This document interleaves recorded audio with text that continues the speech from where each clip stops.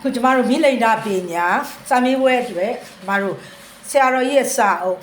စာမျက်နှာ1မှာเนาะသိရမှာကเนาะဟိုမဖတ်တော့ဘူးเนาะအချိန်ကုန်ငဲကွက်လို့เนาะသိရမှာကမိလိန်တာပညာကျမ်းဟာဘယ်ထဲမှာပါတယ်လဲဆိုရင်မြန်မာနိုင်ငံကျောင်းနိုင်ငံเนาะပင်စမသင်္ကာယနာနဲ့သတ္ထသင်္ကာယနာမှာเนาะမိလိန်တာကျမ်းဟိုပိဋက3ပုံနိကေ900ထဲမှာထည့်သွင်းခဲ့ဒါလေးတစ်ချက်အဲ့တော့ကျွန်မ absorb ဖြစ်အောင်ပြန်ပြောမယ်မိလိန်နာကျမ်းကိုဘယ်ထဲမှာထည့်သွင်းတယ်လဲပိဋက3ပုံရယ်နိကေ900ရယ်အဲ့တော့3 5ပေါ့3ဆိုရင်ကျွန်တော်တို့ပိဋက3ပုံ5ဆိုရင်နိကေ900အဲ့တော့ပြန်ပြောမယ်ဒီမိလိန်နာပညာကျမ်းကိုဘယ်ထဲမှာထည့်သွင်းတယ်လဲဆိုရင်တစ်က5 3ပေါ့နော်3ဆိုရင်ပိဋက3ပုံ5ဆိုရင်နိကေ900ဒါမဲ့သင်္ကာယရဏအနေနဲ့ပြောရင်56ဆိုတော့5ကဘာလဲပင်စမသင်္ကာယနာနဲ့သတ္ထသင်္ကာယနာအဲ့မှာရှမ်းတတ်တာကသတ္ထမမဟုတ်ဘူးနော်မ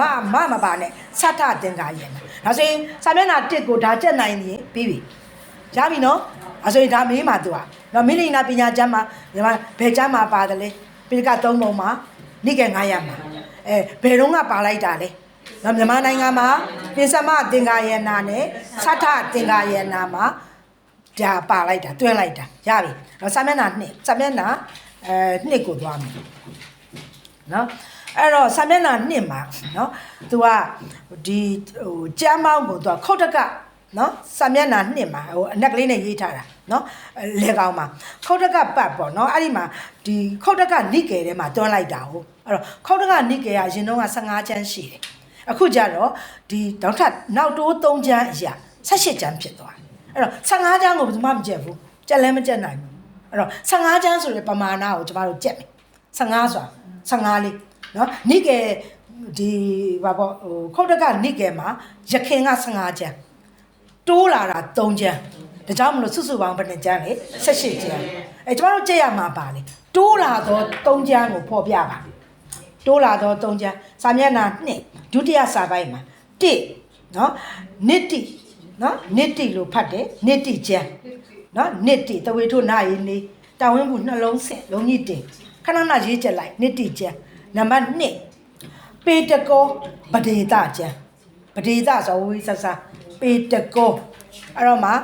တာတလင်းကျိတ်ကိုကျင့်တာပေတကောပဒေသကျမ်းပြီးတော့သူမိလိန်တာကျမ်းဒါဆိုရင်ခုတ်တကနိကေမှာတိုးလာသော3ကျမ်းကိုဖော်ပြခဲ့ပါ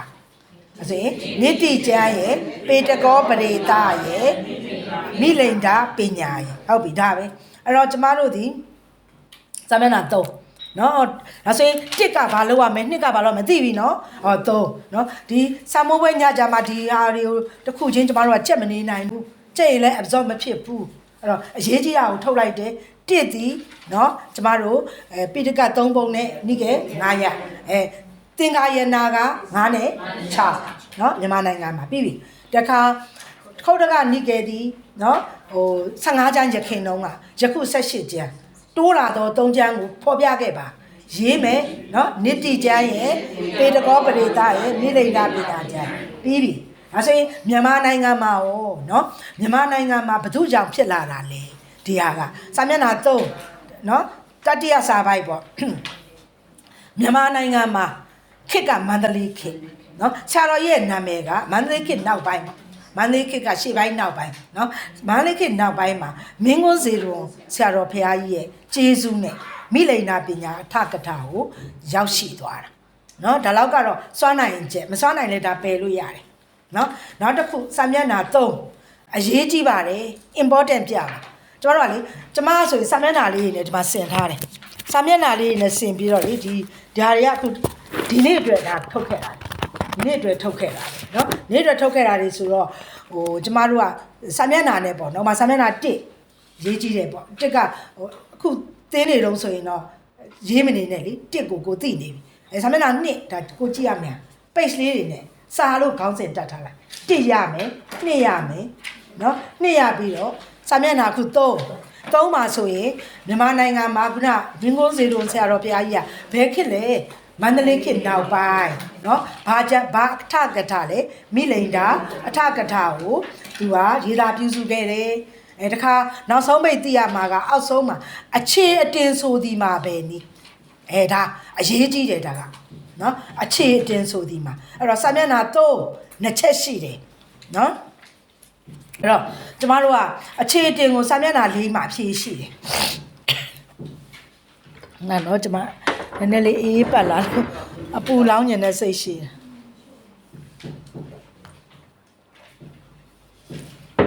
အဲ့တော့စာမျက်နှာ4မှာသူကလေအပြစ်တင်တာဘာနာကိုစောရကတက်တယ်လို့ခေါ်တယ်အဲ့ဒါအတင်လို့ခေါ်တယ်ဒါကျမတို့စာမွေးဖြေရမယ့်အပိုင်းမဟုတ်သေးဘူးပြောမယ်အတင်ဆိုတာကိုစပြောမယ်နော်ဒီအတင်ဆိုတာနော်တစ်ဖက်ကပေါ့နော်တစ်ဖက်ကပြစ်တင်ပြောဆိုတဲ့အချက်ကိုနောက်တစ်ဖက်ကကျမတို့ဆရာတော်ကြီးကတရားဟောတာမို့လို့တစ်ဖက်လိုပဲရေးထားတယ်ကျမတို့ကနှစ်ဖက်ရေးရမှာနော်အတင်ဆိုတာကတစ်ဖက်ခြေတယ်ဆိုတာတစ်ဖက်အဲ့တော့အတင်ဆိုတာကိုကျမတို့ကတစ်ဖက်ကလို့ကဖြည့်တယ်တစ်ဖက်ကနော်စာမျက်နှာ4တတိယစာကြောင်းအဲ့ဒီဆိုတဲ့နေရာမှာတစ်ဖက်ကလို့ရေးလိုက်ဘောပင်လေးနဲ့အဲ့ဒီလေးကိုဖြည့်တစ်ဖက်ကလို့ရေးစာမျက်နှာ4တတိယစာကြောင်းအတင်လို့ခေါ်တယ်အဲ့ဒီဆိုတာတွေ့လိမ့်မယ်အဲ့ဒါလေးကိုခက်တာလေးနဲ့ချစ်တစ်ဖက်ကလို့ရေးအဲ့တော့ဖတ်ပြမယ်တစ်ဖက်ကပြစ်တင်ပြောဆိုတဲ့အချက်ကိုအဲ့တော့နောက်တစ်ခါတစ်ဖက်ကလို့ပြောတယ်မလားနောက်တစ်ဖက်ကလို့ရေးအဲ့တစ်ဖက်ရဲ့ရှေ့ရရှေ့နောက်လို့ရေးလိုက်နောက်တစ်ဖက်ကဟုတ်ပြီနော်အကြောင်းအကျိုးပြပြီးပြန်လဲခြေပဒါကိုနော်အခြေအတင်ဟုခေါ်ပါသည်တချို့စာအုပ်တွေမှာလည်းရှိပါလိမ့်မယ်အခြေတင်ကိုနော်ဆရာတော်တွေရောဒီဆရာမတွေရောလေကုညီပြီးထုတ်ထားတဲ့စာအုပ်တွေမှာလည်းပါကောင်းပါမယ်ဒါမဲ့အဲ့ဒါဒီထဲကရေးထားတာပဲကျမဒီစာအုပ်ကိုရေးထားတာဒီလေးပဲဒီစာအုပ်ထဲကပဲကူးထားတာပဲဒါကြောင့်မလို့ဒီကျမရဲ့ notes ကိုမကူးချင်နေစာအုပ်ထဲမှာကိုကစာမျက်နှာလိုက်မှတ်သွားအဲ့ဒီစာမျက်နှာလိုက်ကိုဒီထဲမှာကျမမှတ်မိအောင်ကူးထားတာပဲပွာတယ်ဟာဒီစာအုပ်ရှိနေလုံလောက်တယ်နော်အဲကြောင့်ဒီစာအုပ်ဒီကျမတို့စာမေးပွဲမှာလည်းကြည့်ရမယ်ကြည့်ပုံကြည့်နေရလေစာမျက်နှာ1ဒါရပြီနှစ်ကလည်းနစ်တီတို့နော်နစ်တီတို့ပေတကောပရိသတို့ဒါသိသွားပြီ3မှာလည်းပဲမင်းကုန်းစေတုံခဏထားရင်ထားလိုက်အခြေတင်ကတော့ဟာဒါကြက်ရမယ်အပိုင်းအခြေတင်ကိုစာချောအောင်ကျမကစာမျက်နှာ4ရအဖြေကိုပြောနေတယ်ပြောနေတော့ခုရအောင်ပြောတော့မယ်နော်ရအောင်ပြောမယ်ဆိုတော့ကျမတို့ကနော်တစ်ဖက်ကအပြစ်တင်မှာတစ်ဖက်ကပြစ်တင်တယ်တစ်ဖက်ကခြေပါမယ်ဒါပဲအဲ့တော့ဒါကိုကျမတို့စာဖွဲ့မယ်ဆိုရင်တစ်ဖက်ကနော်ပြစ်တင်ပြောဆိုတဲ့အချက်ပေါ်မှာနောက်တစ်ဖက်ကနော်ကျမတို့ကလေအကျိုးအကြောင်းနဲ့ပြောနေကြနော်ဗုဒ္ဓစာပေမှာအကြောင်းအကျိုးနော်အဲ့ဒါလေးလည်းမလွဲစေနဲ့နော်အကျိုးအကြောင်းနဲ့ပြောနေတာဘာညာရက်ထဲမှာအမှအကြောင်းပြီးမှအကျိုးလာမှာနော်အဲ့တော့အကြောင်းကျိုးပြပြီးပြန်လဲခြေပတာကိုအခြေတင်လို့ခေါ်ပါနောက်ဆိုရင်ဘယ်နှစ်ဖက်လဲနှစ်ဖက်တစ်ဖက်ကအပြစ်တင်ပြောဆိုတဲ့အချက်ကိုဒီစာမုတ်ပဲနဲ့လေကိုမှတ်လို့ရတယ်တစ်ဖက်ကပြစ်တင်ပြောဆိုတဲ့အချက်ကိုနောက်တစ်ဖက်ကအကျိုးအကြောင်းလားအကြောင်းကျိုးလားအကြောင်းအကျိုးပြပြီးတော့ပြန်လဲ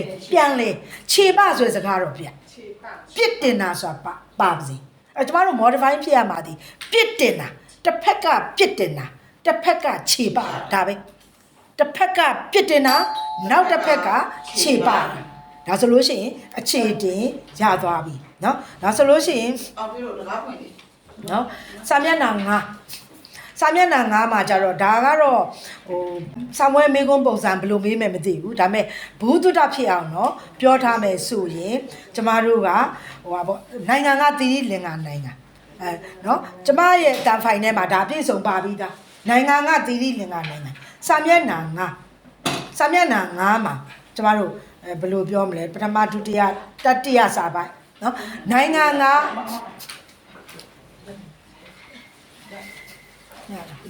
ခုံဆက်လာ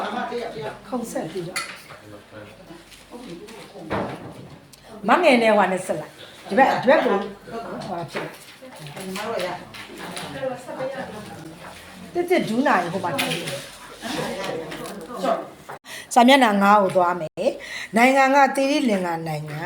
ကျမတို့ဟိုမြို့ကဒေါနီမြို့ဒေါနီလို့မှတ်ထားရင်အဲ့ဒီမထေရဲ့နာမည်ရလေဒေါနီမထေပဲအဲ့တော့ဒေါနီမထေမိန်ကြားခဲ့သောစကားတို့ကိုဖော်ပြပါပေါ့ဒီလိုမျိုးများမေးနိုင်ရင်ပေါ့မေးချင်မှလည်းမေးပါပါဒါကျမကတော့ပိုက်စိတ်တိုက်ပြီးတော့လင့်ဟာမှုမရှိအောင်ဒါပိုက်စိတ်တိုက်ပြီးတော့ယူလိုက်တာကိုအဲ့တော့နိုင်ငံတိရိလင်္ကာနိုင်ငံဒီမြို့ကဒေါနီမြို့ဒေါနီဆိုတာနာကြီးနဲ့နေမှာမထေရလည်းဒီနာမည်ပဲသူမိတ်နာကမိလိန်နာမင်းကြီးကပညာကြီးတယ်ဒါပညာကြီးတာပေါ့တခါရှင်နာကတေနာကသူ့တက်ကြီးတယ်ဆိုတာကိုပြောချင်လို့ရှင်နာကတေနာကလည်းအလွန်ကိုပညာရှိပါတယ်လို့မိတ်ဆိုတယ်เนาะဒါမေးခွက်တော့ဘယ်လိုမေးမယ်မသိဘူးအဲဆိုရင်စာမျက်နှာ6เนาะစာမျက်နှာ6ဒီရေးကြည့်တဲ့စာမျက်နှာပါနော်အဲ့တော့မိလိန်နာပညာနဲ့နာဂသေနာတို့ရှင်နာဂသေနာမိလိန်နာမင်းတို့နာဂသေနာတို့ငါဖះပြိနိဗ္ဗာန်စံပြီးနောက်ပိုင်းနှစ်ပေါင်း900ကျော်မှာပေါ်လိမ့်မယ်လို့မြတ်စွာဘုရားကမိန့်တော်မူတာအဲ့တော့နှစ်ပေါင်း900ကျော်မှာပေါ်တယ်ပေါ့ပေါ်တယ်ဆိုတော့ဒီကျမတို့ဟိုအောက်ကနေစရင်ဒုတိယစာပိုက်ကိုသွားမယ်နော်မိလိန်နာမင်းကြီးကမြတ်စွာဘုရားပြိနိဗ္ဗာန်စံပြီးနှစ်ပေါင်း900ကျော်မှာနော်အဲ့တော့ဒီမိလိန်နာမင်းကြီးပေါ်လာပြီပေါ်လာရင်ကျမတို့ကနော်မှတ်ထားပါအကျမ်းလေးထဲမှာနော်မိလိန်နာမင်းရဲ့ရာဇဝင်ကိုကျမတို့ကသိရတယ်အဲ့တော့မိလိန်နာမင်းရဲ့ရာဇဝင်ကသူ့ဘယ်မှာမွေးတယ်လဲမွေးတာ question mark ထီနန်း question mark နော်အမတ်များပေါ့နော်သူ့ရဲ့အမတ်တွေနော်မိလိန်နာမင်းမွေးတာရဲ့ထီနန်းဆန္နာရဲ့အမတ်4ယောက်နာမည်ရဲ့ပြီးတော့ဘာဖြစ်မလဲသူ့ရဲ့စွမ်းရည်ရဲ့သူကြက်တော့သူကြက်မှတ်ခဲ့တယ်သူတက်ကြွခဲ့တဲ့ကြမ်းပေါင်းရယ်เนาะကြမ်းပေါင်းရယ်เนาะဒါလေးတွေကမိလိန်နာမင်းနဲ့ပတ်သက်ပြီးတော့တင်သီးသမျှရေးခဲ့ပါဆိုဒါတွေကိုစင်ရေးရမယ်เนาะအဲ့တော့ကျမတို့ကသိပြီးသားမိလိန်နာမင်းရဲ့မွေးတာဘယ်နာလဲเนาะယောနကအတိုင်းနဲ့เนาะစာမျက်နှာ6အောက်ဆုံးမှာเนาะတခါတည်းကြက်ကြရအောင်နော်ယောနကတိုင်းနော်သူကမိုင်မောင်း1000ကျော်ဝေးတဲ့ကျမတို့ Greek နိုင်ငံ Alexander ကျွန်းနော်ကတိလဆိုတဲ့ဂျွာမှာမွေးဖွားခဲ့တယ်ဒါ sorry ဘာနဲ့တာယုံနဲ့ရောနေရတာယုတ်ကသင်ပြီးတော့ကလတိနော်ကလတိဆိုတဲ့ဂျွာမှာမွေးဖွားခဲ့တယ်နော်အဲ့တော့ကလတိဂျွာမှာမွေးဖွားခဲ့တယ်အဲ့တော့ဒီတစ်ပိုက်လုံးကြီးကိုကျမတို့နိုင်မှာနိုင်မှာပေါ့နိုင်ငံမနိုင်မှာပေါ့ဆိုရင်မိလိန်နာမင်းကြီးဘယ်မှာမွေးဖွားခဲ့တယ်လဲဆိုရင်ယောနကအတိုင်းနဲ့နော်ယောနကအတိုင်းနဲ့ဟိုမိုင်ပေါင်း1000ကျော်ဝေးတဲ့နော်ကလတိဆိုတဲ့ဂျွာမှာမွေးဖွားခဲ့တယ်နော်အဲ့တော့ကလတိဂျွာမှာမွေးဖွားခဲ့တယ်ထပ်ပြီးစွမ်းသေးရင်တော့ Greek နိုင်ငံထည့်ရင်ထည့်ပေါ့လက်ဇနာကျွန်းမထည့်လေရတယ်အဓိကကတော့ဘယ်တိုင်းနဲ့ဘလောက်ဝေးပြီးတော့ဘယ်ရွာမှာလဲဘယ်တိုင်းလဲယောနကအတိုင်းဘလောက်ဝေးလဲမိုင်မောင်း1000ကျော်ဝေးတယ်ဘယ်ရွာလဲကလတိရွာမှာနော်မွေးဖွားခဲ့တယ်ဒါဆိုရင်သူနိထိနန်းဆန္နာကပါလေယောနကအတိုင်းပါပဲတာဂလမြို့မှာထိနန်းစိုးစံတယ်နော်တာဂလမြို့မှာထိနန်းစိုးစံတယ်ဒါဆိုရင်သူ့ရဲ့နော်ဟိုအမတ်ကြီးတွေရှိတယ်ပေါ့နော်ဒါအမတ်ကြီး4ယောက်ပြီးတော့မှကျမတို့အဲ့စာမျက်နှာကျမပြောရအောင်အခုစင်ထားတာပေါ့နော်စင်ထားတာဒါဆိုလို့ရှိရင်နော်အဲ့တော့ကျမတို့စာမျက်နှာ6ရောက်သွားပြီပြီးသွားပြီစာမျက်နှာ9ကိုကြည့်နော်သူ့ရဲ့အရေးချင်းကိုစာပေကျမ်းဂန်မှာဘယ်လိုဖော်ပြခဲ့တယ်လဲစာမျက်နှာ9သူ့ရဲ့အရေးချင်းကိုစာပေကျမ်းဂန်မှာဘယ်လိုဖော်ပြခဲ့တယ်3ချက်နော်ပန္တိတော်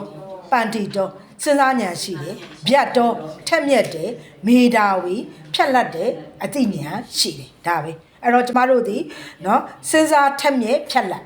စဉ်းစားထက်မြက်ဖြတ်လက်အဲ့တော့ပါဠိလိုမနိုင်ရင်ဒီ3ချက်ကိုတခါတည်းဟိုကြပြလေးလိုကြည့်နော်စဉ်းစားတယ်ထက်မြက်တယ်ဖြတ်လက်တယ်နော်စဉ်းစားဉာဏ်ရှိတာပေါ့စဉ်းစားဉာဏ်ရှိတော့သူကပါတော့ဟိုညံ့မနေဘူးလေထက်မြက်တာပေါ့ link လောက်သွားစဉ်းစားဉာဏ်ရှိတယ်စဉ်းစားဉာဏ်ရှိတဲ့အတွက်ကြောင့် तू ဟာဟိုဖြင်းအားမနေဘူးထက်မြက်တယ်ဉာဏ်ရှိရင်တက်မြက်တယ်ထက်မြက်တဲ့အတွက်ကြောင့်တခုခုဆိုလို့ရှိရင်ပြက်ပြက်လက်လက်နဲ့ဆောင်ရွက်နိုင်တယ်ဒါပဲအဲ့လိုလေးပေါ့နော်စဉ်းစားဉာဏ်ရှိတယ်စဉ်းစားဉာဏ်ရှိတော့မအားဘူး မအားတော့ထက်မြက်တယ်ထက်မြက်တော့တုံနေမနေဘူးဖြတ်လက်တယ်အဲ့ဒါကိုမိသားပြီအသိဉာဏ်ရှိနော်ဒါဆိုရင်ရပြီ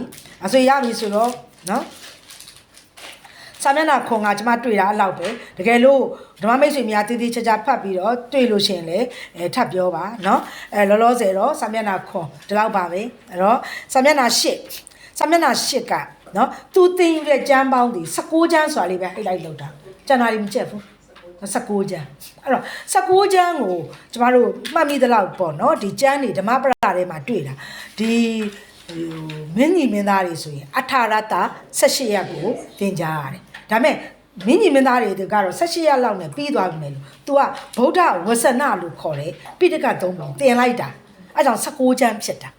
เนาะအဲ့လိုလေးမှတ်ထားရင်ပိုကောင်းတယ်เนาะဒါဆိုရင်ရပြီဒါဆိုရင်เนาะ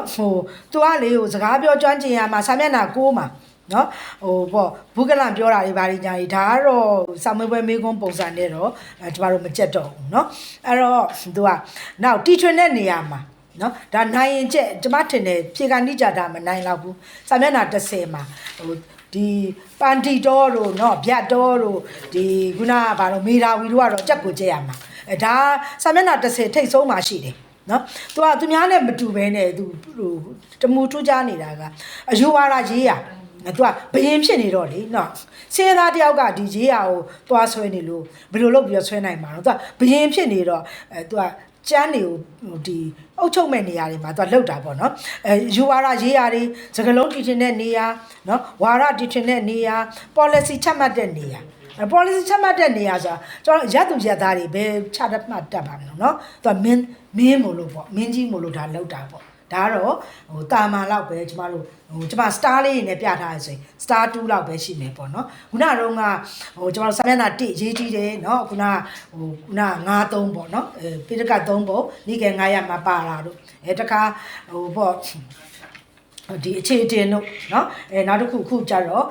မိလိန်ဒပညာစာပေကျမ်းကမှာလာတဲ့သူ့ရဲ့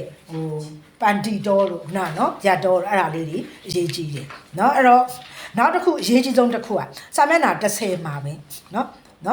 သူကဂုံရည်တူတဲ့ပုံကိုယ်တွေနဲ့ရှင်လိုက်ရင်သားနေတဲ့အချက်ကိုလည်းဖော်ပြခဲ့ပါစာမျက်နှာ30ဒုတိယစာပိုက်ဒါတင်မကဘူးဆိုတဲ့စာပိုက်တွေ့လားရှင်အဲ့ဒီမှာတတိယစာကြောင့်ဂုံရည်တူတဲ့ပုံကိုယ်နဲ့ဥမာမင်းချင်းတူရင်တောင်မှသူ့လိုက်မမီတာအချက်၄ချက်ရှိတယ်မင်းချင်းတူရင်တောင်မှလိုက်မမီတဲ့အချက်ခုနတုန်းကရောသွားမယ်နော်စာပေကျမ်းကမှာကြတော့ဗျတ်ဟိုလေပန်တီတော်လို့နော်ဗျတ်တော်စာပေကျမ်းကအဲ့ဒါခုစားကတူချင်းမင်းချင်းဟိုဘက်တိုင်းပြည်ဒီဘက်တိုင်းပြည်မင်းချင်းတူရင်တောင်မှမတူတဲ့၄ချက်ကဘာလဲဆိုရင်1ထာမဆိုတာစွမ်းအားတတ္တိရှိတဲ့နေရာနော်စွမ်းအားတတ္တိရှိခြင်းပေါ့နော်ရှိတဲ့နေရာလို့ရေးလေရတယ်ထာမပါပါစေကြက်ရမှာအဲ့ဒီဟာကြတော့ကျမတို့ဗာလေပါဠိကိုမချမ်းအောင်နော်အခုဆိုရင်ရပြီထာမနော်ထာမဆိုတာစွမ်းအားတတ္တိရှိတယ်အဲ့တော့ဇဝလင်းမြန်ဖြတ်လက်တဲ့နေရာသူရရဲစွန်းတတ္တိရှိတဲ့နေရာပညာစဉ်းစားဉာဏ်ရှိတဲ့နေရာမှာနော်သူ့ကိုမရှင်နိုင်ဘူးနော်သူ့ကိုမမီနိုင်ဘူးဒါပဲအဲ့တော့မင်းချင်းတူရင်ပိုးတာနေတော့အချက်ဘယ်နှချက်ရှိလဲ၄ချက်ပါဠိလိုပြောရင်ထာမဇဝတူရပညာနော်ဒါလေးကြည့်မယ်ပြီးလို့ရှိရင်တော့မေ့တတ်လို့ရှိရင်ကျမကတော့အစစလုံးလေးတွေဖော်တယ်ဟိုမှာထာမဆိုစွမ်းဟိုကကြတော့နော်ဒီလင်းစွမ်းလင်းရဲညံစွမ်းတယ်လှင်တယ်ရဲတယ်ညံရှိတယ်စွမ်းလှင်ရဲညံကျမတို့ရက်ပေါင်းနော်တလနီးပါးလောက်လိုသေးတယ်နော်တလနီးပါးပေါ့နော်တလကတော့မပြည့်တော့တလနီးပါးလောက်လိုသေးတယ်ဒါဆိုရင်ကိုဆင်ချင်းနော်ဒီမိလိန်နာမင်းကြီးနဲ့ပတ်သက်လို့ရှိရင်ဘယ်မှာမွေးတာလဲဘယ်မှာထီးနှန်းဆန္ဒလဲနော်သူ့မှာမတ်ဘယ်နှယောက်ရှိလဲသူကစာပေကျမ်းကမှာဘယ်လိုနော်အရေးချင်းနေနော်ပန်တီတော်လေနော်အပြတ်တော်ဒါတွေရှိတယ်မင်းချင်းတူရင်တောင်မှဒီတားနေတဲ့၄ချက်ကထာမဇဝတူရပညာဒါတွေရှိတယ်ဒါပဲ ဒါဆိုရင်ရပြီနော်ဒါဆိုရင်ကျမတို့စာမျက်နှာဒီမှာနော်17ကိုကြောမယ်7နော်7က7ကျမတို့7ကစပြီးအဆုံးထိသွားမယ်ဆိုရင်နော်မိလိန်နာမင်းကြီးမေးတဲ့ဒီပထမဦးဆုံးရှင်နာကသေနာနဲ့မတွေ့ခင်နော်မေးခဲ့သောပုဂ္ဂိုလ်တို့ရဲ့နာမည်မြတာပေါ်ပြပါနာမည်မြတာပေါ်ပြပါ1ပုရာဏကတ္တပါ2မက္ခလိဂောတာလာ3အာယုပါလမထေနော်အဲ့ဒါတွေကဘယ်မှာရှိလဲစာမျက်နှာပဲမှတ်စာမျက်နှာ7စာမျက်နှာ73စာမျက်နှာ79မေးတဲ့အကြောင်းအရာတွေတော့ဒါသိပြီးသားဓမ္မမိတ်ဆွေတွေနော်နော်ဒီကလောကယိုဘာစောင့်ရှောက်တယ်လေဆိုတော့မြေကြီးကစောင့်ရှောက်တယ်အဲ့လိုဖြေလိုက်တယ်ဒါပေမဲ့ तू က complain တက်တယ်နော် तू က complain တက်တာကြတော့စောရကတက်တယ်ပေါ့နော်စောရကတက်လိုက်တာကဒါဆိုရင်ငရဲကြတဲ့သူတွေကိုဘာလို့မြေကြီးကမစောင့်ရှောက်တာတော့မြေကြီးကွဲသွားလို့အောက်ရောက်သွားလေမြေကြီးကစောင့်ရှောက်တယ်ဆိုရင်မြေပေါ်မှာနေမှာပေါ့ဒီလိုပြောတာအဲ့တော့မက္ခလိဂောတာလကြတော့လေဒီမက္ခလိဂောတာလကိုလည်းကျမတို့ level 3မှာကြည်ခဲ့ပြီးသား तू ကကံကိုင်းအကျိုးအကုန်လုံးပယ်တာကံစွာမရှိဘူးကံကျိုးစွာမရှိဘူးကျမတို့ရဲ့ဝါဒကဘာလဲမြတ်စွာဘုရားရဲ့ဝါဒကံဆိုတာရှိတယ်ကံဆိုတာလုပ်လို့ရတယ်အဲ့တော့ကံကိုဘာလို့ခေါ်လဲကာမကာမကိုလက်ခံတဲ့အယူဝါဒကာမဝါဒကံကိုလက်ခံတာကျမတို့ကံကိုလက်ခံတယ်ကာမဝါဒဒါဆိုရင်ကာမဝါဒကိုလက်ခံတာလက်ခံတဲ့ပုံကိုကြီးကိုကြတော့ဝါဒီလို့ခေါ်တယ်ဒါဆိုရင်ကာမဝါဒကိုလက်ခံတဲ့ပုံကိုကာမဝါဒီဒါဆိုရင်ဝါဒနဲ့ပုံကိုနဲ့ရှင်းမလားဝါဒီဆိုတာကာမဝါဒီဆိုတာကံကိုလက်ခံတော့ပုံကိုနော်အဲ့တော့ဒါဆိုရင်ရပြီသူကမက္ခလိဂောတာလာကြတယ်ကံကိုလက်မခံဘူးကံရဲ့အကျိုးကိုလည်းလက်မခံအဲ့တော့သူကမေးတာကံလက်ခံသလားကံအကျိုးလက်ခံလားမခံဘူးလို့ပြောတဲ့အပြင်ကိုမက္ခလိဂောတာလာသူကဆက်ပြောတာမင်းဖြစ်လို့ရှိရင်လည်းနောက်ဘဝမင်းဖြစ်မှာပဲနော်ပုံနာဒီပညာရှိအမတ်ဆိုရင်လည်းပညာရှိအမတ်ပဲဖြစ်မှာပဲနော်သူဆင်းရဲဆိုလည်းသူဆင်းရဲပဲဖြစ်မှာပဲဒါသူကအဲ့လိုမျိုးပြောလိုက်တဲ့အခါမှာသူကထပ်ပြီးတော့ complain တက်တာနော်ဒါဆိုရင်တော့ပေါ့နော်ဒီဘဝမှာလက်ပြတ်ကြီးနဲ့ဖြစ်တယ်လူကနောက်ဘဝလက်ပြတ်ကြီးပဲဖြစ်မှာလားနော်ဒီဘဝမှာခြေပြတ်ရင်ရောနောက်ဘဝမှာခြေပြတ်ကြီးပဲဖြစ်မှာလားနှာခေါင်းကြီးပဲ့နေရင်လည်းနောက်ဘဝနှာခေါင်းပဲ့ကြီးပဲဖြစ်မှာလားနရွက်ကြီးပဲ့နေရင်လည်းနရွက်ပြတ်ကြီးပဲဖြစ်မှာလားဆိုပြီးတော့ပြန်မေးတဲ့အခါမှာဘာမှကိုပြောနိုင်စွာမရှိတဲ့အတွက်ကြောင့်သူအပြစ်တင်လိုက်တာနော်အဲ့ဒါလေးကတော့ကျမတို့ဒီမိလိန်ဒပညာသင်ထားတဲ့သူတွေဒါလည်းသိတာပေါ့နော်တခုခုသူများမသိအောင်နော်နည်းနည်းတောင်ရှုံချလို့ရတယ်ဆဲနေလေးပေါ့နော်တုတ်စောနော်တုတ်စောနော်တခုခုများကိုယ်သဘောမကျရင်နော်ဒါတုတ်စောပေါ့နော်ဇပူဒီပေါ့စာမျက်နှာ15ထိတ်ဆုံးမှာနော်စာမျက်နှာ15ထိတ်ဆုံးမှာနော်တုတ်စောဇပူဒီပေါ့နော်အနှစ်မရှိလိုက်တာပေါ့နော်ကိုက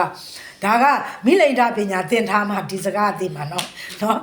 သူနော်ဘာလဲဘယ်ချမ်းနေဘလောက်သင်ဒါတုတ်ဆော့လို့ပြောရင်မသိကြဘူးနော်ဒါကျမတို့ရဲ့အာသာချက်မဟုတ်တဲ့နေရာမှာအာသာနေတာနော်အဲ့တော့ဒါဆိုရင်စာမျက်နှာ15ပြီးသွားပြီအဲ့တော့15မှာကျတော့နည်းနည်းဖတ်လိုက်ပေါ့နော်ဟိမဝန္တာတောင်ကြီးမှာရဟန္တာတွေကဂရေ100လောက်ရှိတာပေါ့နော်သူ့ဓာမခံနိုင်လို့နော်ဒီဟိမဝန္တာကိုဖြစ်တာသူ့နိုင်ငံမှာ12နှစ်ကြာကဏ္ဍလေးတွေမှတ်ထားနော်ဆရာတော်ခါကြရင်စစ်ဆက်မေးရင်လေကျမတို့ကလည်းတိတ်ရချင်းစစ်ဆက်ယူနေတာနော်အဲ့တော့သမဏ15နော်ဒုတိယစာပိုက်မှာလေနော်ဘုန်းကြီးတွေလည်းဟိမဝန္တာတောင်ကိုကြွကုန်ရတယ်တောင်မင်းမြောင်မင်းမင်းလုံးအားကြီးတော့သူ့နိုင်ငံမှာ12နှစ်ကြာအောင်ပညာရှိသမဏဗြဟ္မဏတွေတခြားရက်ကိုကြွကုန်တာတဲ့နော်ဒီဟိမဝန္တာတောင်မှာရှိတာကတော့ယဟန္တာတွေဂရေ100လောက်ရှိတယ်ခါလေးမှတ်ထားစာမျက်နှာ15နော်အဲ့တော့ဂရေ100လောက်ရှိတယ်တဲ့ဘယ်မှာနေသလဲဆိုတော့သူကရခိတလို့ဆိုရဲကုန်းပြင်မှာနေတယ်ဟိမဝန္တာတောင်သားတော့မနေဘူးပေါ့နော်ရခိတလို့ခေါ်တယ်ကုန်းပြင်မှာနေကြတယ်တဲ့နော်ဘာလို့လဲဆိုတော့သူတောင်မင်းမြောင်မင်းမေးလို့ဒါဆိုရင်သူ့ရဲ့ပတ်ဝန်းကျင်မှာဒီမနေတာဒီနှစ်ပေါင်းဘယ်လောက်ကြာလဲ12နှစ်ကြာအောင်သူ့ရဲ့တိုင်းပြည်မှာပညာရှိသမဏဗြဟ္မဏတွေမရှိပါဘူးတဲ့နော်ဒါဆိုရင် ဒါပြီးသွားပြီမိလိန်နာပညာနဲ့ပေါ့နော်လောလောဆယ်ဒီစာမျက်နှာထိပြီးတာအဲ့တော့ကျမတို့ကဒါမိလိန်နာပညာကျမ်းမှာဇက်လိုက်2ယောက်နော်မိလိန်နာမင်းကြီးနဲ့ရှင်နာဂသေနာခုနမိလိန်နာမင်းကြီးအကြောင်းကိုပြောပြီးပြီဆိုတော့ကျွန်တော်ကြော်လိုက်မယ်ရှင်နာဂသေနာအဲ့တော့ရှင်နာဂသေနာဒီခေါင်းစဉ်လေးတတ်ထားရှင်နာဂသေနာနဲ့ပတ်သက်ရင်နော်ကျွန်တော်ခက်တာလေးနဲ့ရေးထားရှင်နာဂသေနာနော်သူကဌာနဘယ်မှာနေတယ်လဲသူ့ရဲ့အရေးချင်းနော်သူ့ရဲ့တွင်ပြင်အဲ့တော့ရှင်နာဂသေနာဘယ်မှာနေတယ်လဲသူ့ရဲ့အရေးချင်းကဘာလဲသူ့ရဲ့တွင်ပြင်ကဘာလဲဒီမှာကျွန်မpage နဲ့ပြောမယ်စာမျက်နှာ16ရှင်နာဂသေနာဘယ်မှာနေတယ်လဲဆိုရင်ပါတလိပုတ်မှာနေတယ်နော်ပါတလိပုတ်တော့ကြက်ထားပါရဲ့နော်ရေးကြက်မထားတော့တာတလင်းကျိတ်နဲ့တာဝင်းပူနဲ့လွဲပြီးတော့ရေးအောင်မယ်နော်ပါတလိပုတ်တာဝင်းပူနဲ့မရေးရဘူးတာတလင်းကျိတ်နဲ့နော်ပါတလိပုတ်အဲ့တော့သူ့ရဲ့အရေးချင်းကဘာတတ်တယ်လဲပိဋက3ပုံတတ်တယ်ဟုတ်တယ်နော်ပိဋက3ပုံတတ်ပါလေနော်ဒါဆိုရင်သူ့ရဲ့အသွင်အပြင်ကစာမျက်နှာ24လို့ရာရေးထားအစာဆုံးရေးကုမနေနဲ့စာမျက်နှာ24သူ့ရဲ့အသွင်ပြင်ကစာမျက်နှာ24ရှင်နာကအောက်ဆုံးစာပိုက်တွေ့လားရှင်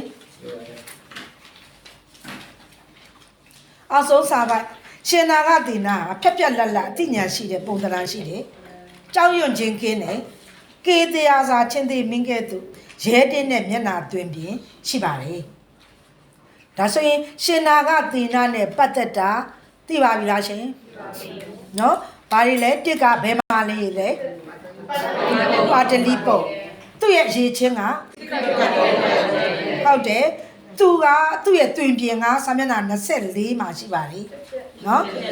ပြပြလလရှိတယ်ကြောင်းရင်မှုကင်းတယ်ကေတရားစာချင်းသိမင်းကဲ့သို့ရဲတင်းတဲ့မျက်နှာတွင်ပြင်ရှိတယ်ဒါပဲအဲ့တော့ကျမတို့ကစာမျက်နှာဘယ်လောက်ကိုရောက်သွားပြီလဲ16နော်24ကကြော်လိုက်တာလीနော်16အဲ့တော့စက္ခုံကိုသွားမယ်အာယုပါဠမထေနဲ့တွေ့တယ်နော်အာယုပါဠမထေနဲ့တွေ့တာဒီနော်ဒီဖုန်ကြီးဝိတ္တာဘာကြောင့်လဲဒါခဏနာပါလာမှာနော်ပညာနံပါတ်6တို့နော်ပညာနံပါတ်59တို့လားမသိဘူးအဲ့ဒီမှာဒီစာမျက်နှာ19နဲ့အမေးဖြေတွေပဲထပ်ပါလာမှာနော်သူကပထမဦးဆုံးအာယုပါဠမထေကိုမေးတာကနော်ဖုန်ကြီးဝိတ္တာ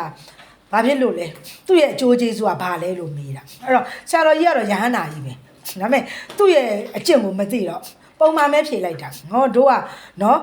ဒီမှန်မှန်ကန်ကန်ကျင့်ဖို့ဝိတ္တာပေါ့ဘုန်းကြီးဝိတ္တာပေါ့နော်မှန်ကန်တဲ့အကျင့်တွေတရားတွေကျင့်ဖို့ဝိတ္တာဆိုတော့ तू ကလူဝိတ္ကြောင့်လည်းရောကျင့်လို့မရဘူးလားလို့မေးတာနော်ဒါဆောင်းမွေးမေးကုန်တော့မပါဘူးဒါပေမဲ့မဖြစ်နိုင်ဘူးပေါ့နော်မပါဘူးဆိုတော့မသိဘူးပေါ့မဖြစ်နိုင်ဘူးသူက link လုပ်လို့ရအောင်ကျွန်မဒါရှင်းပြတာ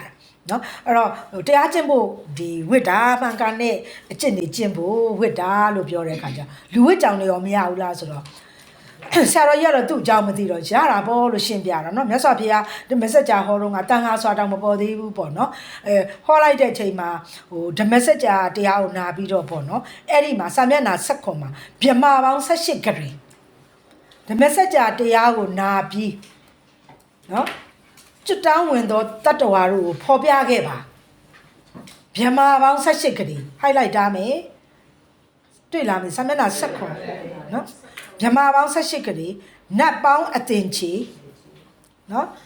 နတ်လူအသင်ချေလို့ရေးပို့ကောင်းတာပေါ့နော်ဖြစ်သွားတယ်ပေါ့နော်ဒါလူတွေလည်းကြွတ်တာဟုတ်နော်အဲ့တော့နတ်လူပေါင်းဆိုတော့ပြင်းစားဝက်က9ဦးလည်းရှိသေးတာဟုတ်နော်အဲ့တော့နတ်လူအသင်ချေဖြစ်သွားတယ်ပေါ့အဲ့တော့သူကမေးတယ်ပေါ့အဲ့တော့ကဒီပေါ့လူဝစ်ကြောင်နေနဲ့မဟုတ်ဘူးရဟန်းတွေမဟုတ်ကြသေးဘူးလို့ပြောလိုက်တဲ့အခါမှာအာယုပါဠမထေရလို့ရှင်းပြလိုက်တာပေါ့ပြည့်စုံရှင်းပြလိုက်တော့ဒါဆိုလို့ရှိရင်ပေါ့နော် तू ကဘုန်းကြီးဝစ်တဲ့သူတွေကိုရမ်းပြီးတော့တခါတည်းပြောလိုက်တာပေါ့ဒါကတော့တိအောင်ပဲဖတ်ပြတာဘုန်းကြီးဝစ်တာပေါ့နော်ဂရုံးပဲဖတ်တင်တာပေါ့ အတိတ်တုန်းကကိုရော်တို့ကသူများအစားအစာကိုလူခဲ့လို့ပေါ့နော်တထက်တည်းစားရတာငါခံရတာပေါ့နော်လွင်မြန်မာနေရတဲ့အတိတ်ကငါပေါ့နော်သူများအိမ်တွေကိုပေါ့နော်ဒီလူခဲ့လို့ဖြက်စီးခဲ့လို့မိရှို့ခဲ့လို့စသည်ဖြင့်သူဟာပြစ်တင်ပြောဆိုတာပေါ့နော်အဲ့တော့မထေကြီးကတော့တူပြောမနေပဲနဲ့တိတ်တိတ်ပဲနေလိုက်တာပေါ့နော်အဲ့တော့သူကဒါကတော့ဒီအခန်း1မှာပေါ့နော်မေးမယ်ဆိုရင်ကျမထင်ပါတယ်ဒါ10မှတ်တော့အပြည့်မမေးနိုင်ဘူးပေါ့နော်9မှတ်တန်လေးတွေများမေးခဲ့တော့ကျမတို့ဓမ္မမိတ်ဆွေတွေကြောက်မသွားအောင်လို့အမှန်ကတော့ပညာနံပါတ်86ခုရှိပညာနံပါတ်1ကပဲလေညာသွားဖြစ်လေ့လာကြတာပေါ့ဒါပေမဲ့ဒီလိုမေးလိုက်ဘယ်နဲ့လုံးနော်ဒါလှုပ်ခက်ခဲတဲ့အကြောင်းအရာကြီးလည်းမဟုတ်ဘူးလေသတိမထားမိတာပဲရှိသတိထားမိအောင်ကျမကဖော်ပေးလိုက်တာကြက်ရမှာဆိုရင်လေဒီတစ်ကနေပြီးတော့ဖတ်နေမယ်ဆိုရင်20အထိချိန်ကုန်တယ်လေကျမဆံမွေးပွဲအတွက်မို့လားနော်ကျန်တဲ့ဘူးတုဒ္ဒအနေနဲ့ကျမအတန်ဖိုင်မှာပြည့်ပြည့်စုံစုံ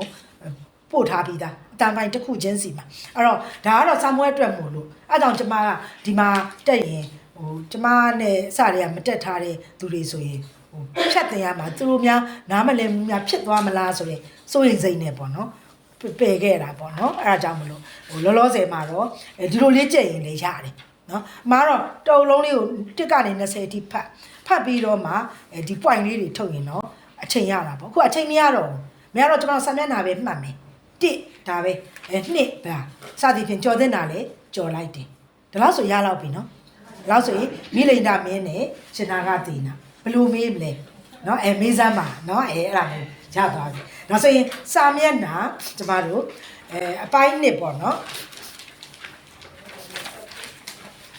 အပိုင်း1က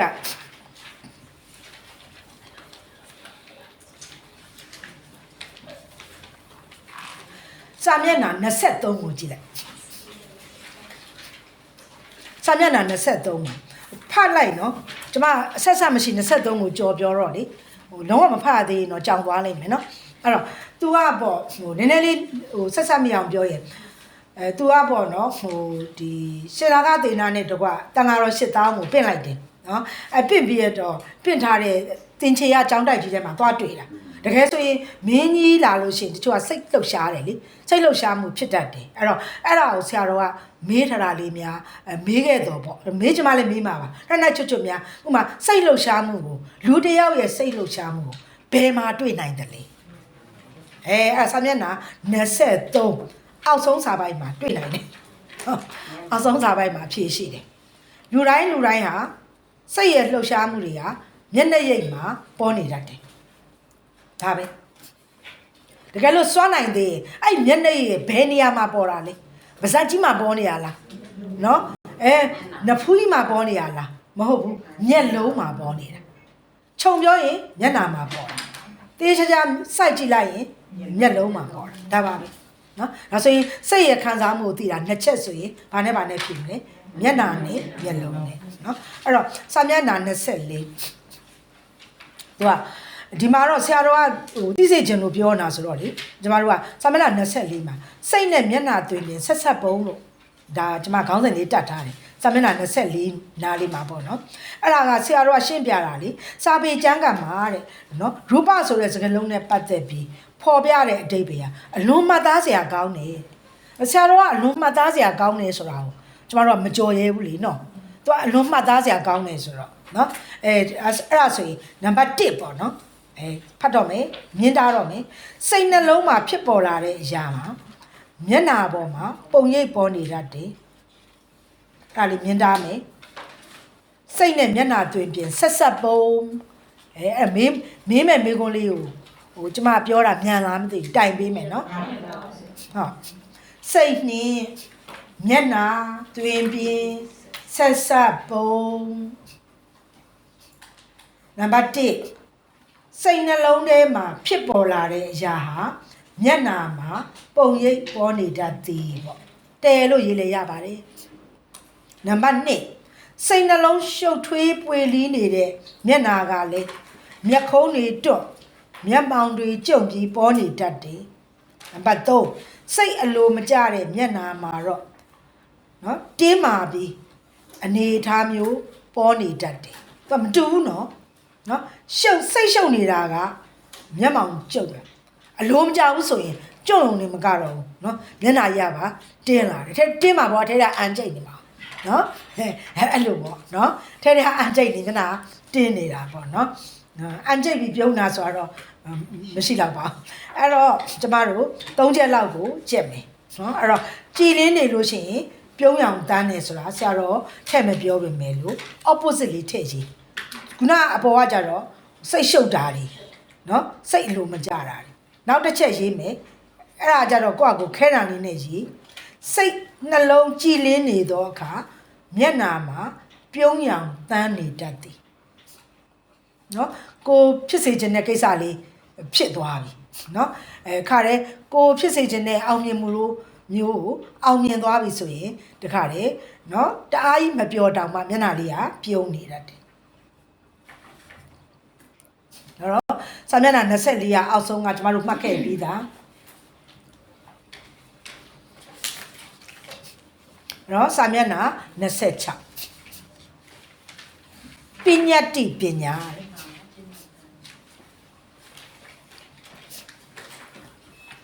ပညာတိပညာအဲ့တော့ပညာတိဆိုတာကျမတို့ကပညာဆိုတဲ့အကြောင်းကိုကျမတို့ကဒါသိရမယ်ပေါ့နော်အဲ့တော့ပညာဆိုတာဘာလဲဆိုတာကိုကျမတို့ဒါခွဲခွဲပြားပြားဒီမှာသိရမယ်နော်ခွဲခွဲပြားပြားသိရမှာဆိုတော့သူ့ရဲ့ခြေစင်းလေးကိုပြောမယ်ပေါ့ link လုပ်လို့ရအောင်နော်အဲ့တော့ကိုတော်ပေါ့နော်သူကနာမည်ဘယ်လိုခေါ်လဲလို့နမိတ်ဆက်တာပေါ့နော်သူကအဲ့တော့သူ့ရဲ့နာမည်ကိုပြောပြတာပေါ့နော်အဲ့တော့သူ့ရဲ့နာမည်ပြောပြတာစာမျက်နှာ20ခွန်နာမည်4ချက်ရှင်နာဂဒေနာရဲ့နာမည်4ချက်စာမျက်နှာ20ခွန်အဲ့တော့တစ်ကနာဂဒေနာနော်နှစ်ကကျမတို့သေနာဆိုတာစစ်တပ်တွေပါရှင်းပြမနေနဲ့နော်တစ်ကနာဂဒေနာနှစ်ကသူရဒေနာနော်သုံးကကြဝီရဒေနာလေးကကြတော့တိဟဒေနာအဲ့တော့ကျမတို့ကနာဂသူရဝီရတိဟအဲ့ဒါလေးတွေမှတ်ထားပေါ့နော်အဲ့တော့သူကမေးတာပေါ့နော်နာဂဒေနာဆိုတာသပင်ကိုခေါ်ရလားပါခေါ်ရလားစသည်ဖြင့်နော်မျိုးစုံမေးတာပေါ့နော်ဒီမျိုးစုံမေးလိုက်တဲ့အခါမှာဒါလည်းမဟုတ်ဘူးပေါ့နော်ဒါကတော့ဖတ်လိုက်ပေါ့နော်အဲ့တော့ဆိုလိုရင်းကပညာကိုလိုချင်တာအဲ့တော့ရှင်နာဂဒေနာရှင်းပြတယ်နာမည်ဆိုတာခေါ်ဖို့အတွက်ပညာတာဖြစ်တယ်နော်ပညာတာဖြစ်တယ်နော်ပညာဆိုတာသစ္စာနဲ့ပြောရင်တန်မှုတိသစ္စာနော်အဲ့တော့စာမျက်နှာကျမတို့ကခုနကဘာလောက်ပါလိစာမျက်နှာ20ခွန်ပေါ့နော်20ခွန်ကနာမည်4မျိုးရပြီနော်20ခွန်နာမည်4မျိုးရရင်ကြော်လိုက်ပြီးတော့ကျမတို့သူကပြစ်တင်ပြောဆိုတာအဲ့တော့စာမျက်နှာ28ကမိလိန်နာမင်းရဲ့ပြစ်တင်ပြောဆိုချက်ရဲ့အပေါ်ကစာပိုက်ကလေးအဲ့လေးကြည့်အောင်နော်နာဂဒေနာဆိုတာနာမည်ပါတွေ့လားမသိဘူးနော်စာမျက်နှာ28ခေါင်းစဉ်မဲရဲ့အပေါ်ကနာဂဒေနာဆိုတာနာမည်ပါခေါ်စရာအတွက်ထားတာတကယ်တော့ပုဂ္ဂိုလ်ဆိုတာပရမတ္ထအားဖြင့်မရနိုင်ပါဘူးပုဂ္ဂိုလ်ဆိုတာပရမတ္ထမှာမရှိပါဘူးဒါလေးကတော့ကျမတို့ကြက်နိုင်ကြက်ထားမကြက်နိုင်ဘူးဆိုရင်ဘယ်သူလဲမသိဘူးတင်မင်းထောင်းတင်မင်းထောင်းမှာထားလိုက်သူတို့တွေလှလိုက်နားမှာထိုင်လိုက်ဆန့်ကျင်မဲ့ထိုင်လှလိုက်ဟိုကနေကတ်လိုက်မေးခိုင်နဲ့ကတ်လိုက်ခုံကြီးနောက်ကြပါလေရှားရစာမျက်နှာ28ကနော်နာဂဒေနာဆိုတာနာမည်ပါအဲ့တော့ကျမတို့ကဒီနေရာမှာပညာဆိုတာအမိနာမဖြစ်တယ်နော်ပုဂ္ဂိုလ်အားဖြင့်ပရမတ္ထအားဖြင့်ပုဂ္ဂိုလ်မှာမရှိဘူးနော်ပုဂ္ဂိုလ်ကပရမတ္ထအားဖြင့်မရှိနိုင်ဘူးနော်ဒါပဲအဲ့တော့နှစ်ချက်ပဲဒါကြီးမချက်နိုင်တော့ဘူးဖြေခါနီးနေပြီဘယ်လိုလုပ်မလဲပညာဆိုတာအမိနာမနော်ခေါ်ရန်တာဖြစ်ပါတယ်ပရမတ္ထအားဖြင့်မရှိဘူးနော်ပုဂ္ဂိုလ်တ attva ဆိုတာပရမတ္ထအားဖြင့်မရှိဘူးအဲ့တော့ထပ်ပြီးမှအောင်မယ်ပညာဆိုတာအမိနာမကိုတတ်မှတ်တာသစ္စာနဲ့ပြောတမ္มุတိသစ္စာနော်ပညာနဲ့ပတ်သက်လို့ရေးခဲ့ပါဆိုရင်ပညာဆိုတာအမိနာမခေါ်ရန်တာဖြစ်တယ်မိနာမပဲဖြစ်တယ်နှစ်ကဘာသစ္စာလဲတမ္มุတိသစ္စာမနှလုံးနော်တမ္มุတိသစ္စာသစ္စာဒီအပြောင်းလဲရှိလားရှိပါတယ်သစ္စာဒီတမ္มุတိသစ္စာပြောတာတမ္มุတိသစ္စာဒီပညာဒီပေါ့ ပညာသည်ပြောင်းလဲရှိတယ်ဘလို့ရှိတယ်လဲဥပမာဆိုကြပါစို့တဲ့မြေအိုးလေးကိုမြေအိုးဆိုပြီးတော့ခေါ်တယ်အဲ့မြေအိုးလေးကကွဲသွားတယ်ကွဲသွားတော့အိုးချမ်းကွဲဆိုတဲ့ပညာဖြစ်သွားအဲ့အိုးချမ်းကွဲကိုအမှုန့်လေးထောင်းလိုက်တယ်မြေမှုန့်ဖြစ်သွားတယ်ဒါဆိုရင်ပညာသည်အပြောင်းလဲရှိပါတယ်၃ချက်1ပညာသည်အမီနာမှာခေါ်ရန်ဖြစ်ပါတယ်2ပညာသည်သစ္စာသည်တန်မှုတိသစ္စာဖြစ်ပါတယ်3ပညာသည်အပြောင်းလဲရှိပါတယ်ဥပမာအားဖြင့်မြေအိုးနဲ့ပြောဝါကွန်းနဲ့ပြောနော်ဝါကွန်းလေးသည်ဝါကွန်းသူ့ကိုချီမြင်ဆွဲလိုက်ရင်ချီဖြစ်သွားချီကိုရက်လိုက်ရင်အထည်ဖြစ်သွားအထည်ကိုအင်ကြီးချုပ်ရင်အင်ကြီးဖြစ်သွားတယ်ပစိုးချုပ်ရင်ပစိုးဖြစ်တယ်သင်္ကန်းချုပ်ရင်သင်္ကန်းဖြစ်တယ်အဲဆိုပညာသည်အပြောင်းလဲရှိသလားမရှိဘူးလားရှိပါတယ်အဲ့တော့သူကမေးမယ်ပေါ့နော်ပညာသည်အပြောင်းလဲရှိပါသလားဥပမာနဲ့တကွာဖော်ပြခဲ့ပါဒါလေးရေးလိုက်ပေါ့ကြိုက်တာတစ်ခုပဲရေးလေအများကြီးမနေနဲ့နော်အချိန်ကန့်သတ်ထားတာဆိုတော့ဒါဆိုရင်ပညာနဲ့ပတ်သက်လို့ definition နော်စီလျော်ရေးပေါ့နော်ဒါကျမကတော့ဒီမှာဟိုနားလည်အောင်ပြန်ပြောနေအောင်မလို့ဝက်ကြမှန်ဟိုပါပေါ့စီလျော်ခြင်းမစီလျော်မယ်အဲ့တော့ပညာနဲ့ပတ်သက်ရင်၃ချက်ကိုဆုတ်ကိုင်းထား definition ကဘာလဲသစ္စာကဘာလဲပြောင်းလဲရှိလားမရှိဘူးလားဒါပဲနော်ဒါဆိုရင်ကျမတို့နော်ဒါရသွားပြီဆိုရင်စာမျက်နှာ30နဲ့ဟောပေါ့38ဒီပါရီတော့ဆရာတော်ကဝေစစာဟောထားတော့လေအဲ့ဒါလေးဖတ်ပေါ့နော်38တို့ဘာလို့ဖတ်ပေါ့နောက်တစ်ခါသူကဒီရှင်နာကတေနာရှင်းပြတာကစာမျက်နှာ42စာ42လို့တက်အကျမ်းလေးထဲမှာလို့ရေးခိုင်းထားတယ်စာမျက်နှာလို့ရေး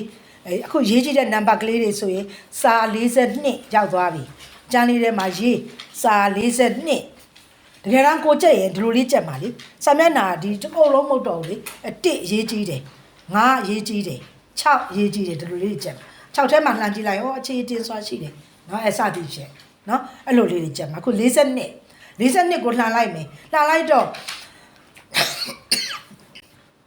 လှမ်းလိုက်တဲ့အခါကျတော့သူကဘာလဲဆိုရင်ဒါကျမတို့ဟိုတန်ရုပ်တွေမှာဆိုရင်တော့ဒါခဏခဏပါတယ်ပေါ့နော်ကျမဒီတက္ကထာကိုပဲကျမ9နှစ်လောက်သင်ပေးခဲ့ရဆိုတော့တန်ရုပ်ကဒီတက္ကထာဒီကျမတို့ဘိက္ခုနီတန်ရုပ်ထဲမှာဒါ10ချမ်းထဲမှာပါတယ်နော်ဝဇီရာထေရီဆိုတာ13မြောက်ပဲနော်အဲ့ဒီထဲမှာသူကမာနာကြီးကလာနှောက်ရက်တော့လေမာနာမန်းသိတော့သူကရှင်းပြတာပေါ့နော်သူကအရန်ဝါရတစ်ထောင်ကိုတော်တဲ့ထေရီမာကြီးအသက်အပြည့်လည်းကြီးတယ်မဆာလာတို့နော်ဥပဆာလာတို့တိတုပဆာလာတို့ဒီလိုဆာလာဒီရှင်သာရိပုတ္တရာရဲ့ညီမအရင်ကြီးတယ်သူတို့ကြတော့မာနာကတစ်မျိုးမေးပြီးတော့ဒီဟိုဝဇီရာထေရီကြတော့သူကဟိုဖြစ်တာပေါ့နော်ဟိုကျမ်းကန်တတ်တော့ဒီပညာနဲ့ပရမတ်ကိုသူကမေးတဲ့အခါကျတော့ဝဇီရာထေရီကနော်တမ္မုတိသစ္စာနဲ့ပရမတ္ထသစ္စာနှစ်ပါးကိုယထာဥပမာနဲ့ရှင်းပြပေါ့ဒါစာမျက်နှာ41အောက်ဆုံးမှာဝဇီရာနော်ဝဇီရာထေရီကတမ္မုတိနဲ့ပရမတ္ထကိုခွဲခြားစိတ်ဖြာပြီးပြောတဲ့နေရာမှာအလွန်ရှင်းလင်းပြတ်သားတယ်နော်ရှင်းလင်းပြတ်သားတယ်ရှင်းလင်းပြတ်သားဖြေပုံကိုကြည့်ရအောင်နော်ဥပမာကိုရှင်းတယ်သူကနော်ယထဆိုတဲ့ခေါ်ဟာမြင်းလဲမြင်းယထနွားလဲနွားယထကိုဆိုတာနော်အဲ့ဒီယထဆိုတဲ့နေရာမှာကျမတို့ဟိုရှေ့ပိုင်းမှာပေါ့နော်မိလိန်နာမင်းကြီးဗာနဲ့လာလဲမေးတော့ဟိုယထတန်နော်ဘေးမြင်းယထအိမ်နော်ဒါလေးပြန်ကြည့်နော်ဟိုဒါတွေကိုပေါင်းဆက်ပြီးတော့မှယထလို့ဆိုတဲ့အမီနာမပညာဖြစ်တာနော်အဲ့တော့ဒီလိုပဲဒီထေရီမဒီဝဇီရာထေရီမဟောသွားတာကယထဆိုတဲ့ခေါ်ဟာမြင်းလဲမြင်းသားမယ်မြင်းယထနွားလဲနွားယထကိုဆိုလို့လေအဲ့ဒီယထဆိုတာနော်ကြော်မယ်အစိတ်ပိုင်းတွေအားလုံးပေါင်းလိုက်မှနော်လှဲလို့ခေါ်တာဖြစ်တယ်နော်အစိတ်ပိုင်းတွေအားလုံးပေါင်းလိုက်မှလှဲလို့ခေါ်တာဖြစ်တယ်ဝါကြချောအောင်ရောရင်ပြောရင်အမီနာမပညာတာဖြစ်တယ်အဲ့ဒါလေးထည့်ရေးလိုက်ပြန်ပြောမယ်အစိတ်အပိုင်းတွေအားလုံးပေါင်းလိုက်မှလှဲလို့ခေါ်တာဖြစ်တယ်ပထမစာပိုင်းတွေ့လားဘေးနားလေးမှာဟိုကွက်လက်ကလေးရှိရလေအဲ့မှာယထာ ပြန်ပြောမယ်နော်အစိတ်အပိုင်းတွေအားလုံးပေါင်းလိုက်မှနော်လှဲလဲရတယ်ယထာလဲရတယ်လှဲလို့ခေါ်တာဖြစ်တယ်အမီနာမဆက်ရေးမယ်အမီနာမပညာတစ်ခုသာဖြစ်တယ်ဖြစ်သည်ပေါ့အမီနာမပညာတစ်ခုသာဖြစ်သည်ပြီးတော့အေဝံခန္တီနော်တန်တေတုဆိုတာကိုမရေးဘူးဒီအတိုင်းပဲဆိုတာကိုထိုကဲထိုအဒူလို့ရေးလိုက်ဒီအတိုင်းပဲဆိုတဲ့နေရာမှာထိုအဒူဝစီရာမာနကြီးကိုရှင်းပြနေတာရုပ်ဝေဒနာတင်ညာသင်္ခါရဝိညာဉ်ဆိုတဲ့ခန္ဓာ၅ပါးပေါင်းစပ်ထားတဲ့အခါတတ္တဝါဆိုတဲ့အခေါ်အဝေါ်ဖြစ်တယ်အကုန်ရေးကြည့်တယ်နော်အကုန်ထားလိုက်တကယ်တော့တတ္တဝါဆိုတာမရှိဘူးရှိတာကခန္ဓာ၅ပါးပဲရှိပါတယ် highlight ကလေးကိုတခြားထားမယ်အရှိကခန္ဓာ၅ပါးမရှိတာကတတ္တဝါဖြစ်တယ်လို့မာနကိုရှင်းပြလိုက်ပါတယ်ဝဇိရာထေရီနဲ့မာနတို့ပြန်လည်ပြောရင်စာမျက်နှာ42နော်ယထာဆိုတဲ့ခေါ်ကမြင်းလဲမြင်းထားနွားလဲနွားယထာကိုခေါ်တာနော်ယထာမှာပါတဲ့ယထာတန်ဘေးယထာအိစသည်တို့ကိုအစိတ်အပိုင်းတွေအားလုံးပေါင်းလိုက်မှလှဲဟုခေါ်ရတာနော်အမီနာမပညာတစ်ခုသာဖြစ်တယ်လို့ရှင်းပြလိုက်တယ်အဲ့ဒီအတိုင်းပဲရုပ်ဝေဒနာတင်ညာသင်္ခါရဝိညာဉ်လို့ဆိုတဲ့ခန္ဓာ၅ပါးပေါင်းစပ်ထားတဲ့အခါတတ္တဝါဆိုတဲ့အခေါ်အဝေါ်ဖြစ်တယ်တကယ်တော့တတ္တဝါဆိုတာမရှိဘူးရှိတာကခန္ဓာ၅ပါးပဲဖြစ်တယ်အရှိတရားကခန္ဓာ၅ပါးမရှိတာကတတ္တဝါဖြစ်သည်ဟုဝဇိရာထေရီမှမာနကိုရှင်းပြလိုက်တယ်ဒါပဲเนาะအဲ့တော့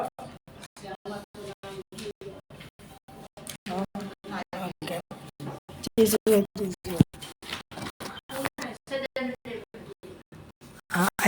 ရရအဲ့ဒါဆိုရင်